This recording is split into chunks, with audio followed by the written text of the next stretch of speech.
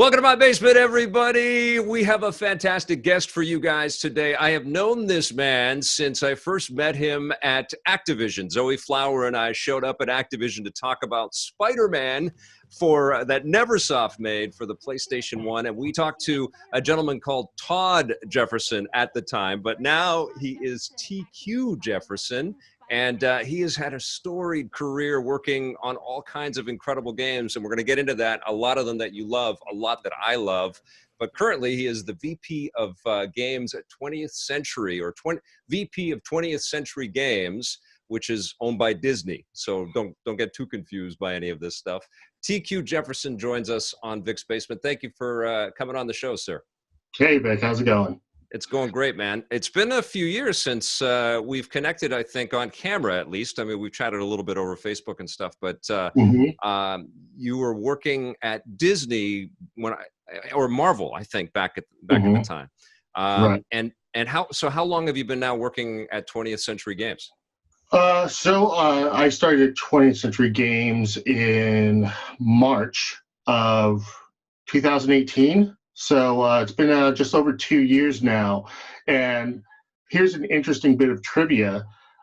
This is actually my third tour at Disney. Wow. For some reason, Disney keeps acquiring places that I work at. So you had left Disney, but then they bought Fox and you ended up back at Disney. That's incredible.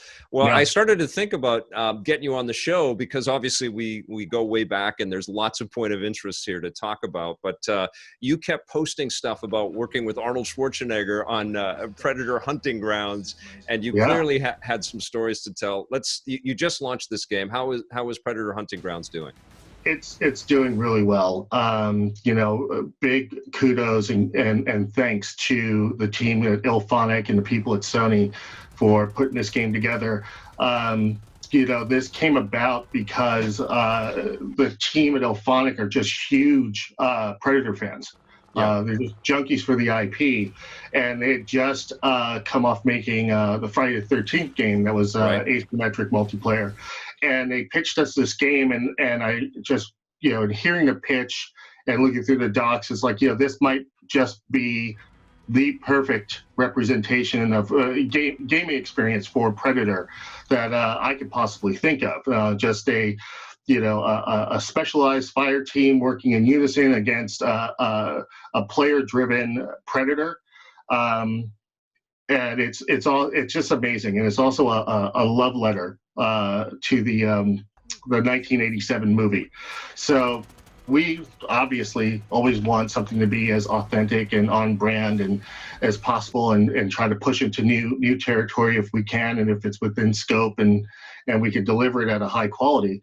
And the team just really nailed the look of the 87 film. It's like you're actually in that jungle in Valverde, and they nailed the look of the Predator, the sound effects. We kind of helped them there, but the sound effects, the fire team, the weaponry, every facet of the game feels authentic.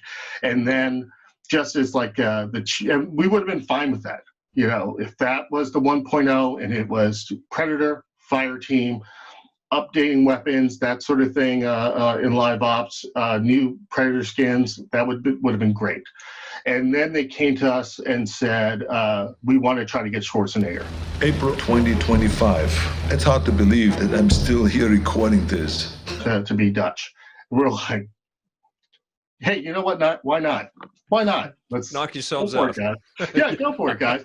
Well, and that sort of thing, I think, for a lot of teams could just end up being a distraction, right? And that's where you have to parent the team a little bit, where it's like, okay, that's great, guys, but you really need to work on delivering the experience. They're already doing that. So, and in the course of working with them, we just established a nice rapport, good trust between the three parties, actually. So when they brought it to us, it was just like, sure, why not? If you can get them, get them. And so we helped out where we could. But the craziest thing was that Arnold Schwarzenegger agreed to it. And, IllFonic wrote a script, and it wasn't just let's just drop Dutch from the movie into the game, right? And this is the part where I was saying authentic is great. If we could push into new territory at the same time, even better. So when they fully pitched what they want to do with Schwarzenegger's character, not just Dutch from '87 as a skin, but Dutch from 2025, and audio tapes or files that you find in game along the way that are narrated by Schwarzenegger, talking about what Dutch has been doing from '87 until 2025. You're just like, again, you're like, sure, guys, what? We're wishing, let's just do it, right? And we're looking at it. If we look at the script, we're like, wow, he's never going to read all this stuff. It's like I think Arnold had 500 words in the Terminator 2 movie. Right. So we're like, this is just too much dialogue. But he got the script. Not only did he read all the narration, he loved it. He thought it was the coolest thing. He thought it took the character to a very interesting place. That's and awesome. he was completely on board. And I'm still a little gobsmacked by the idea that we got him. So now, do you guys have at Fox, do you have the opportunity maybe to take this game idea and translate it into a new Predator film starring Dutch? Well, I'd love to say yes, but I think the best way I can answer that is that we do work closely with franchise and theatrical, Yeah. so they know every step of the way. We share, so that not just so that we don't step on any toes or we end up spoiling stuff. It's just we're creating some cool stuff. Let's see it everywhere if we can. Let's just share it with all the other people that are touching Predator. So theatrical knows what we've been doing. Franchise knows what we've been doing.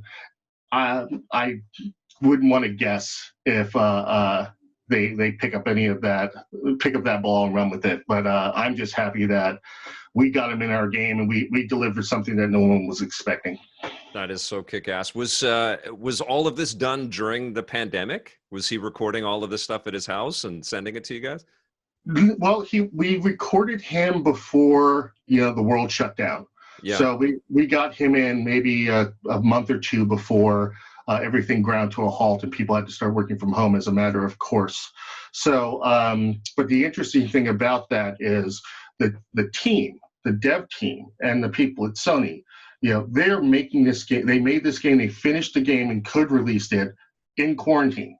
And they're continuing to add content, to update it with patches, and they're doing this all from their homes. And I think that's professionalism. You know what I mean? I mean, a lot of teams are doing this now, but this is the team I'm working with, and I get to see them do this in real time, and it's amazing that they're getting content out.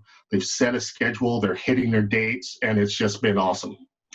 You've seen everything in this business. When you go to Moby Games and you pop in TQ Jefferson, your list of titles is ridiculous, my friend. You worked on X-Men Origins, Wolverine, Spider-Man 2, the classic Spider-Man 2, which really gave us open world superhero experiences. It's a terrific Deadpool game that I think is a super underrated experience.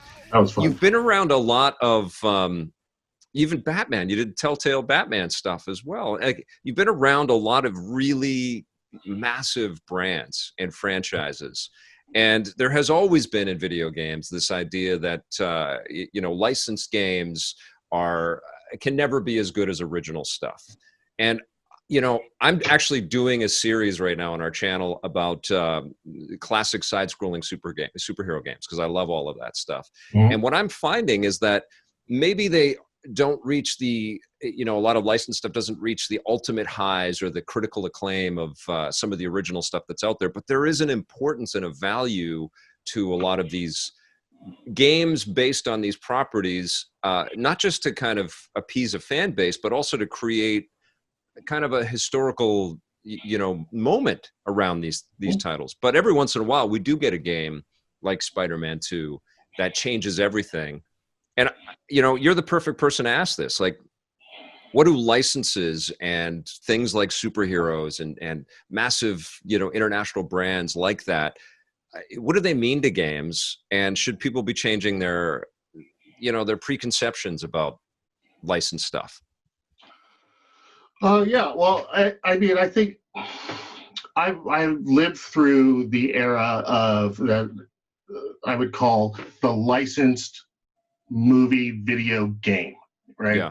And what that period was defined by was, on the back end, invisible to the players was on the business side rather, were massive MGs going to the IP holders or the licensors, and rushed development.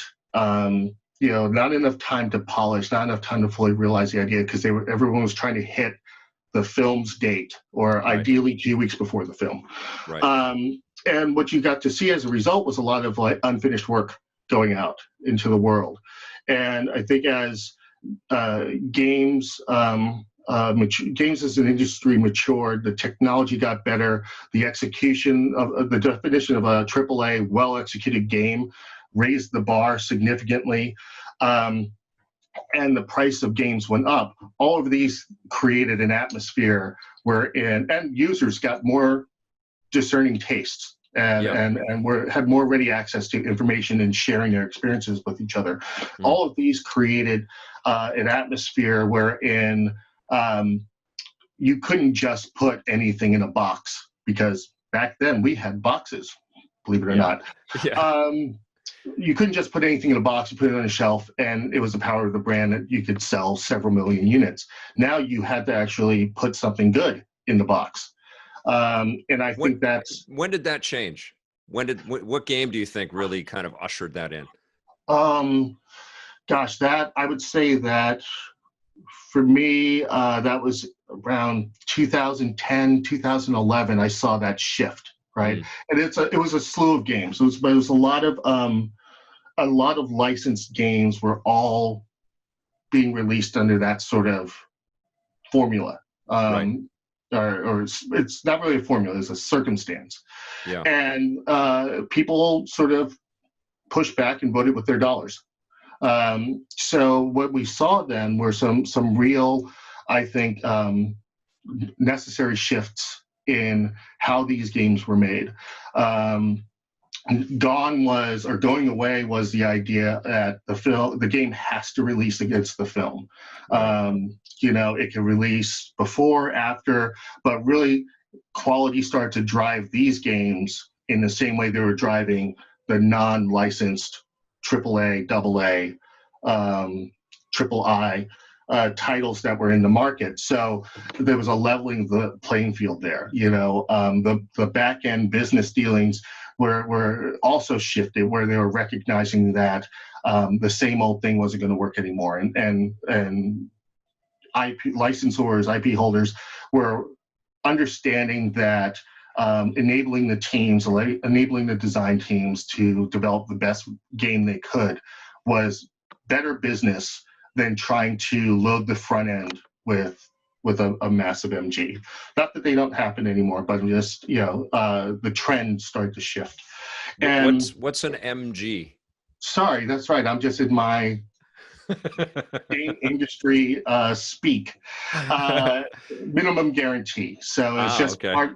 It's a payment that goes from publisher or licensee to licensor as part of the agreement to secure the license. Gotcha. So just making sure that this is how much we'll give you this much because we think we'll make more than that in case things go sideways.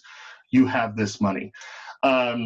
And I guess the other factor in all of this too is that a lot of the licensors, a lot of the people that were in charge of these brands and these characters and things, were now starting to become real gamers as well, right? I guess that's an ingredient in there too, is that it no longer was it just like this frivolous toy thing that they thought of. It was or a beach towel or whatever. They actually really believed in the value of the stories that could be told through games. Yes, exactly. There've been some groundbreaking titles out there that did prove that video games were more. They were art. They are art, and that they can tell a story and they can evoke real emotion. And I also, again, I think as the technology matured and the fidelity got better, the gap between video game graphics and animated films in particular, or even live action films, got smaller and smaller, to the point now where, Jon Favreau has famously used Unreal in the creation of the Mandalorian TV show. So I think, but to your point, a lot of the filmmakers, like I'd say this generation of young filmmakers, grew up playing games. They're tech savvy, and it's what they do to relax. It's what they do to just sort of meditate. So games, there's less of a stigma. There's no stigma there.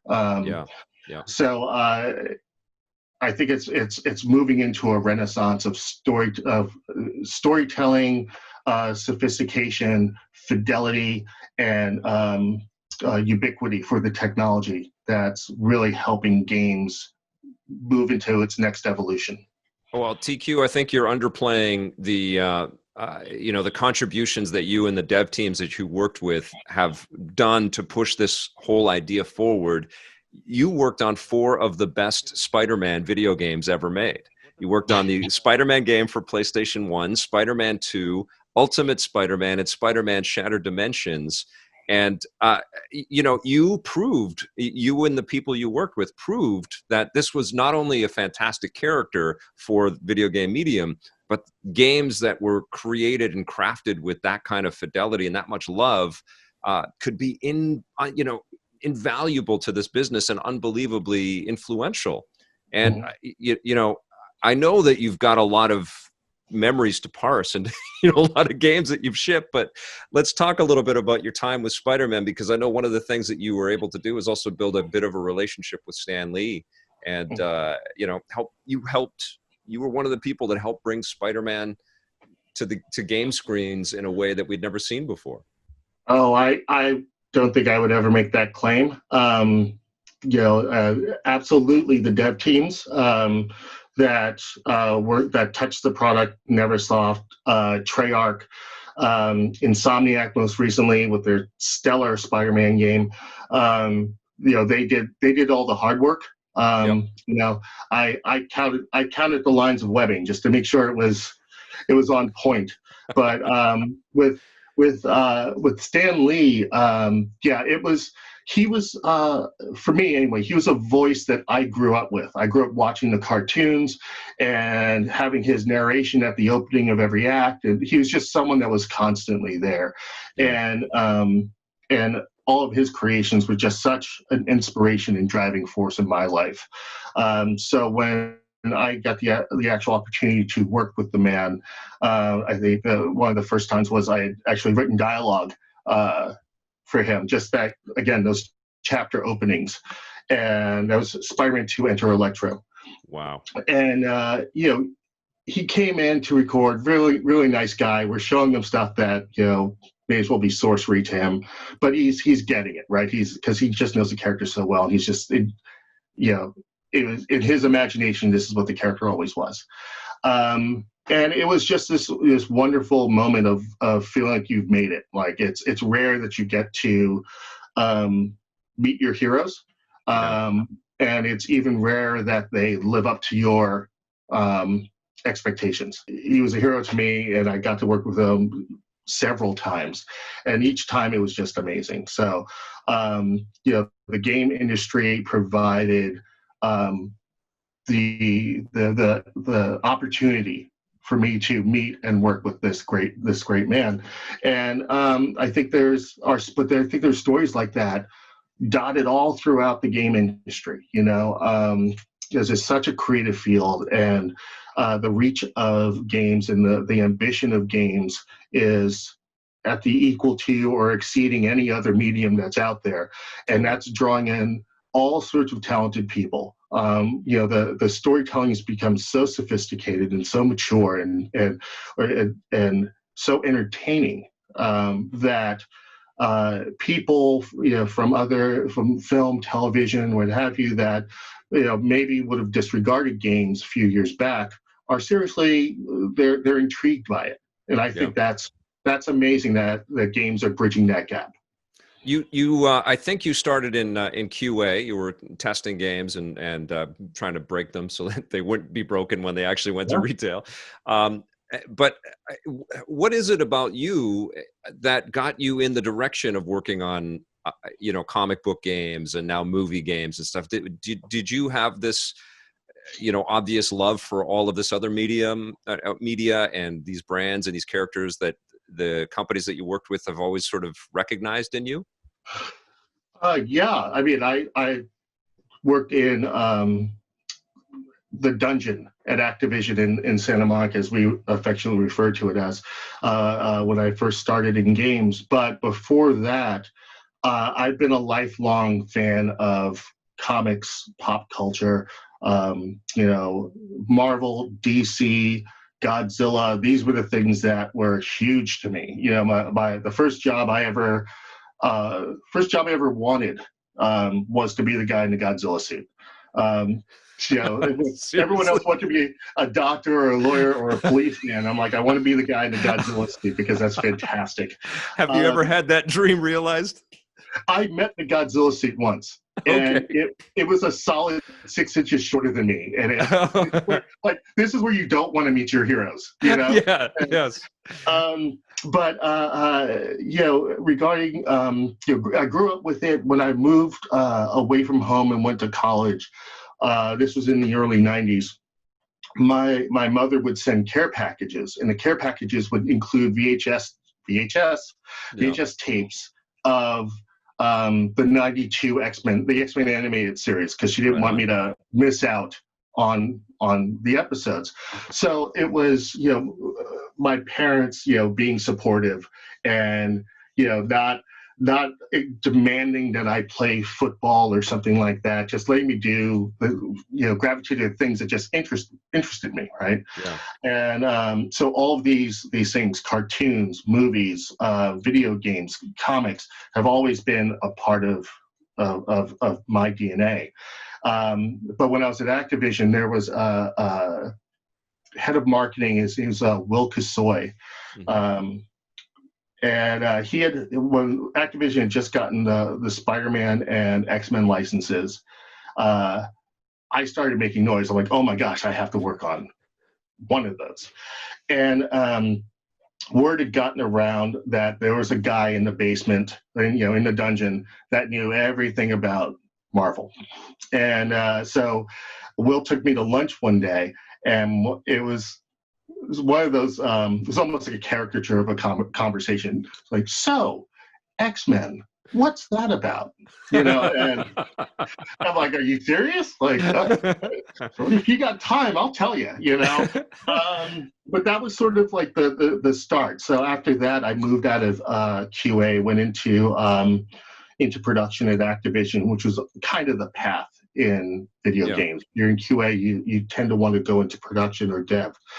And got to work on Spider-Man, got to work on X-Men, and then it started to become a bit of a specialization. So all those types of games, and not just Marvel, but when we were chasing DC licenses, for instance, I got the opportunity to draft up game concepts based off of Batman, Superman.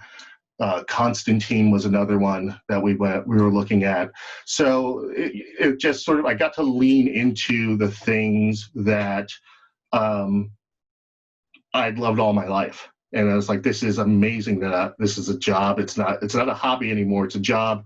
I'm enjoying it, and I'm actually having creative input into where, some of the decisions that are being made around this IP. And it was great. And in the course of making games based off of comic books, you get to meet the Marvel guys, the DC guys. You get to meet all these people that make that industry tick. And it's just great collaborating with people with that sort of creative drive and energy. Was it, I know this sounds a bit idyllic, but was it truly, did it feel like dreams coming true? It did, actually. At first, I'll admit this. At first, when I got into games, it was constant near panic because I was one of those people that I would use computers to write my term paper, and then that's it. So there was a lot of on-the-job learning that I did, and until I got through that, there's a lot of every day was it was imposter syndrome. It's like every day I'm going to come in and someone's going to go, you know what, we figured you out. Hit the bricks. But after that, you just and you start to see a future in it. It just becomes super fulfilling. I think one of the greatest things about video games is, and likely for film and television, any sort of creative work, is that the whole process starts with what if. Yeah. What if we did this? What if this happened? What if so and so walked into a bar, and then having the ability to bring that to life, I think is amazing. That's a huge gift, and it's super fulfilling. That is awesome. Sorry about the phone call there. We're recording this live, so there'll be a phone in there. When you look back on the games that you've been able to work on, is there one that you feel the greatest affinity for, or that you're proudest of, or you have the fondest memories? I know that's a very hard question, but maybe there's one that you added some things to the game and it just it really means something to you. Oh boy.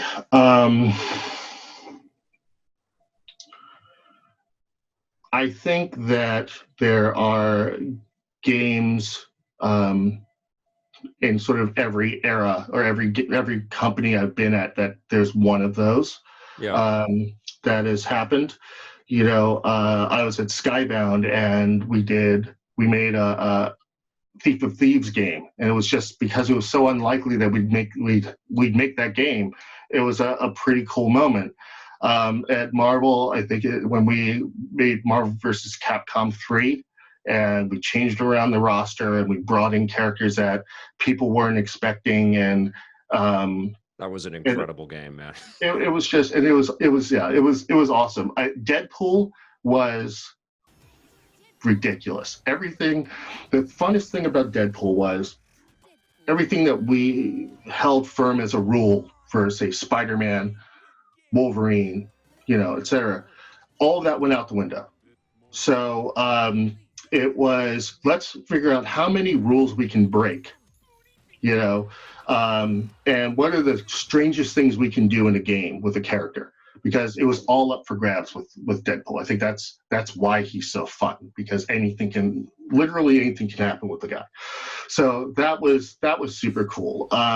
Disney Infinity was amazing because it was such a huge project that touched so many different parts of the business. And listen, I am sorry that didn't work out for you guys, because I was a huge fan of Disney. I mean, I know a lot worked out, but I wanted to see more, and I'm sure you did too. Yeah, I mean, unfortunately that happens, but what can't be taken away from me is the experience that I gained participating in that project. So it was a Herculean effort, and it did go out there, and people did get to play it, and they did get to enjoy it. So I think that's great. But there are also things like, we did a game at Activision called Battlezone, and it was an upgraded version of Battlezone. It had this really crazy story about armies on the moon, and you drove in a hover tank, and it was a hybrid of gameplay styles. And that was the first game I got to actually design levels for. And that was fun, and they made it into the game, and it was super cool because we did I managed to get some unique gameplay elements in there that weren't in any other part of the game. So that was a proud moment, because I went from the near panic of I'm going to get found out and booted every day, to actually building levels that have been published and have gone live. And now, as part of 20th Century Games, working on Predator is amazing, because there's such a visceral fan base and community around that character. Anytime I get to work on Alien, It's a special moment because Alien was one of those films that traumatized me as a child. Totally. So Yeah. now I've come full circle, and now I'm making games with Alien. So anytime I'm talking about that, I relish the irony of where life takes you. You know? Did you want to use this moment to confirm a new Alien versus Predator game? You feel free if you'd like to. No. Okay. Nope. I'm not even going to be coy about it. No, I'm not going to take this opportunity to announce a game. As a fan of all of this stuff, is it ever kind of a drag to kind of see behind the curtain and to kind of know the magic before the magic is there, or have you long ago reconciled with that?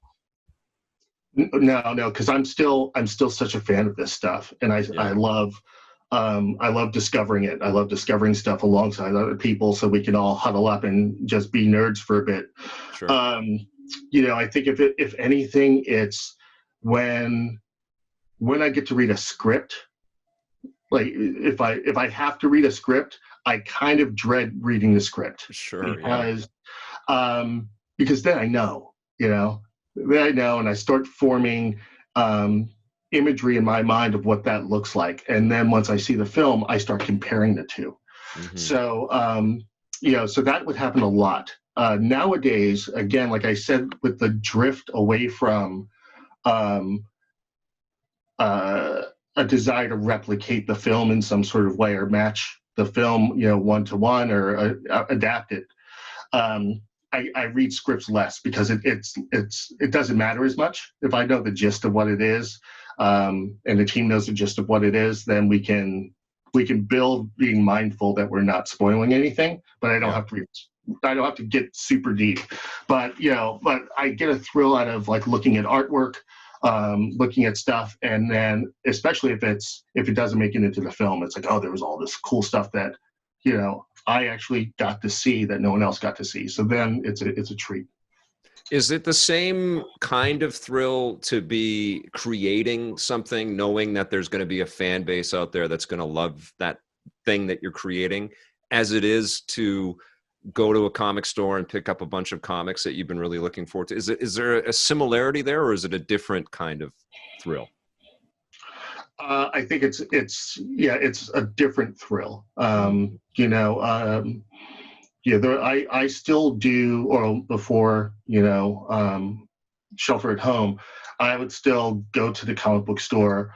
I would have my pull list of books reserved for me, and then spend another 45 minutes to an hour just walking around looking at things. And that's always just a fun day to me. The act of creating something based off of an IP is, I think, a different sort of energy, right? This is because going to the comic store and buying something that's externally driven. It's like watching a movie or watching TV. It's externally driven. You take it in.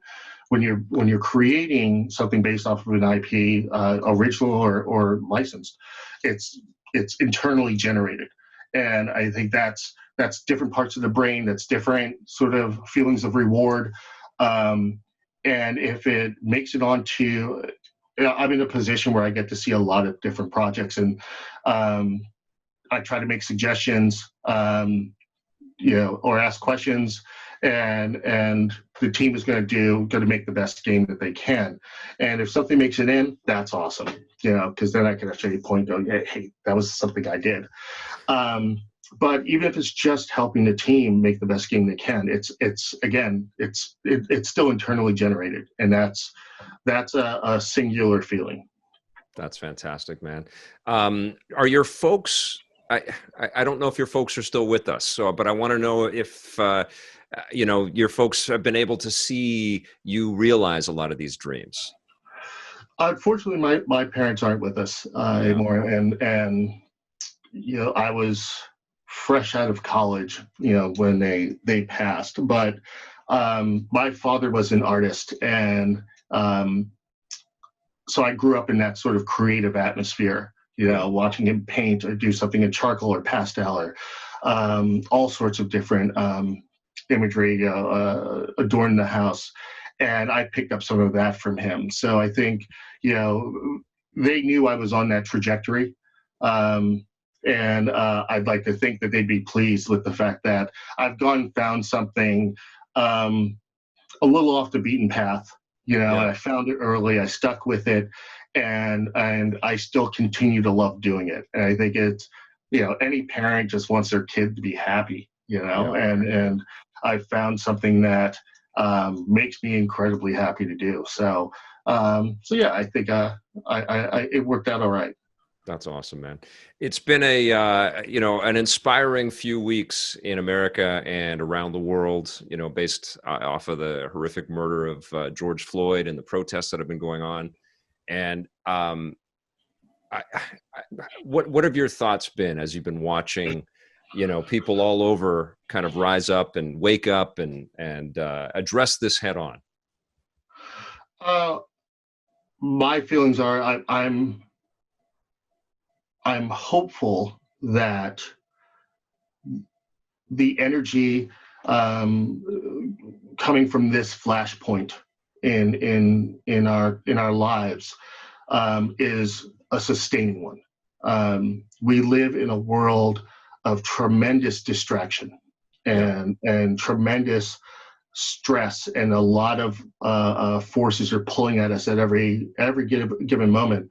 So it's going to take the work of a lot of people to keep this energy moving forward, to keep this idea moving forward, to demand progress, to keep the goal of progress in sight, even though there could be 100 other things in between you and it. So I feel that the world's been here before, several times. It's almost a pattern. But I'm also seeing that I've seen posts about changes, about no choke laws, about striking down qualified immunity, and I'm trying to choose to be hopeful at this point that this is going to keep going, that everyone is going to find sort of the personal champion inside of them to contribute and keep pushing this forward. What how do you think the video game industry has kind of accepted Black creators and brought Black creators into the fold to help build up game ideas? And what can the video game industry be doing, and how has it been so far? How has it done so far? Well, I think there's room for improvement. I think there's a lot of room for improvement. Yeah. I'm a Black executive in the gaming industry, and there are not too many of me. Yeah. Pure and simple. But I also think that this is a change that has to be driven from, or has to be a bottom up change. I don't think it's going to be a lateral change by pulling people in from other industries. I think it's got to be sort of from the ground up. And the role of people like myself or any exec is to broaden, your worldview and try to seek out talent in places that maybe you hadn't looked before. And if there are people at the beginnings of their careers and you can reach down the ladder to help them up, that should be in your job description. Like, that's how important it is, right? Yeah. Like MBA preferred, help others on the way up. That should be the very next thing. So I think there's a lot of room for improvement. I think it's again, this flashpoint has created an awareness and a moment that it's going to be character revealing for a lot of people and a lot of companies. And the decisions they make now, the policy changes that they put in place, the initiatives that are born out of this are going to be very telling. And I'm just, again, I'm choosing to be hopeful that we all take this moment to do more. I share that optimism and that hope. And it's it's insane that this is all happening during a pandemic, you know, because I would imagine that if you were able to go into the office and look at your colleagues in the face and have real discussions around this, it would be at least a little bit different than the Zoom meetings that you're probably likely having right now. Let's talk a second here about representation, because we just saw Miles Morales make a huge impact in the PlayStation 5 reveal. I bet you're excited about that. I am incredibly excited about that. I loved Into the Spider-Verse.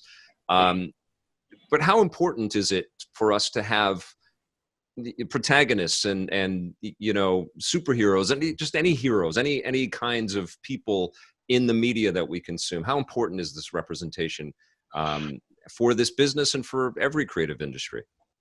I can't stress enough how important it is. You know, when I was growing up, you know, there were heroes like, you know, there's Batman, there's Superman, you know, there are characters like that, which, you know, if I wanted to dress up as those characters for Halloween, you know, even if I had the costume exactly right, it doesn't look quite right, does it? And the characters we had were sidekicks and minor characters, that sort of thing. So there was an aspirational ceiling that was in place. And having characters like Miles, you know, come into the spotlight, having films like Black Panther, you know, go out there and perform as well as they do, are a signal and a rallying cry. And it's showing kids, you know, like me, that there is someone out there that they can reach towards and draw inspiration from. And I think the more of these we have, it just represents the makeup of the world better. Yeah.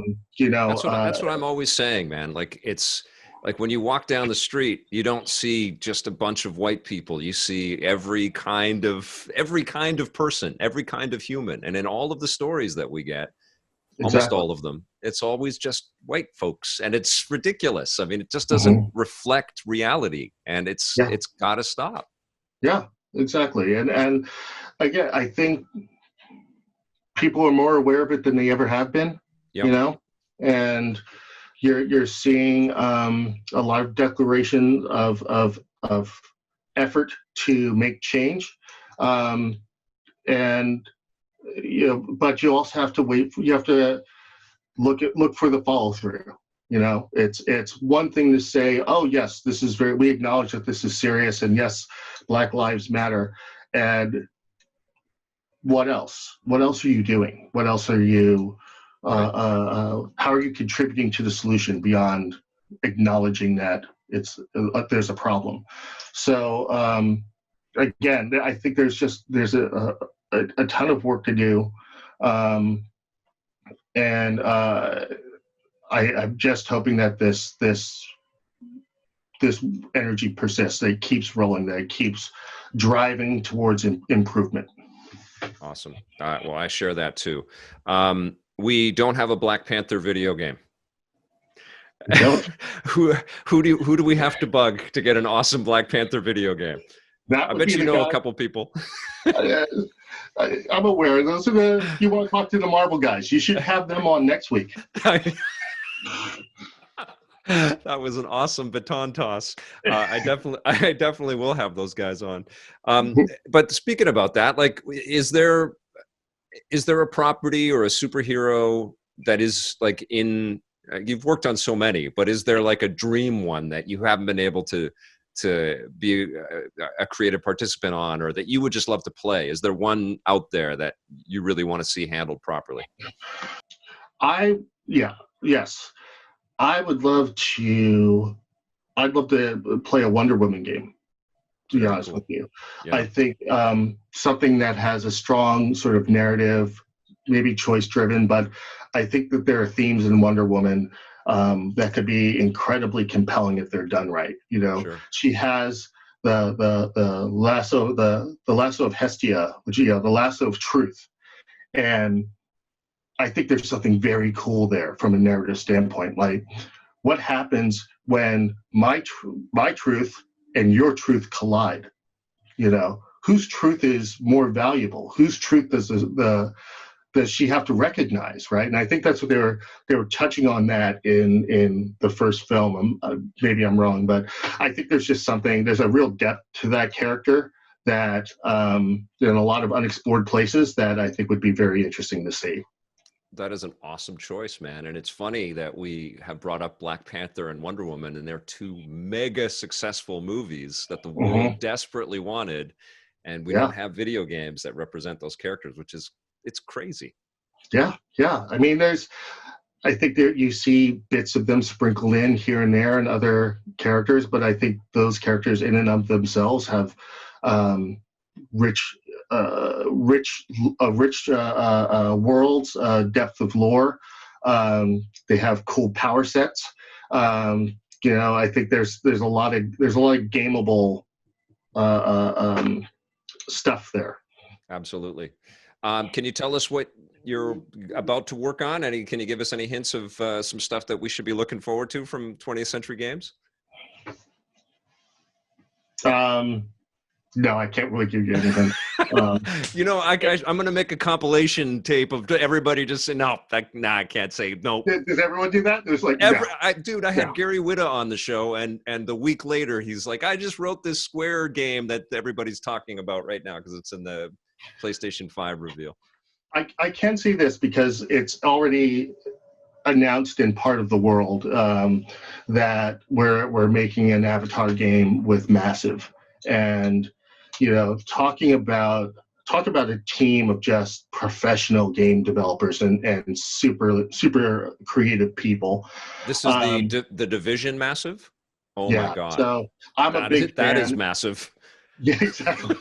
I'm a big fan of the Division 1 and 2. I play a lot of Ubisoft's games, and just to see what they're doing with the Avatar license and the characters in the world, it's breathtaking. So that's something I can speak to. That is awesome. TQ, I got to let you go because I know the phone is ringing for you, but I want to have you back on the show, and I'll definitely be reaching out again to bring you on when you're ready to talk about some new stuff. And there's a lot of unexplored stuff that we didn't get into, but man, keep it up. You do fantastic work, and I appreciate you coming on and sharing a little bit of your story. Thank you, sir. No, thanks for the opportunity, Vic. I mean, you got me on the line to talk about comic books and video games for an hour. It's an awesome use of my time. So happy to come back. Maybe we can do it in person next time. That would be the best. Absolutely. Let's count on that. So thanks for watching, everybody. We'll be back soon with new content for you. And in the meantime, you know what to do. Play forever.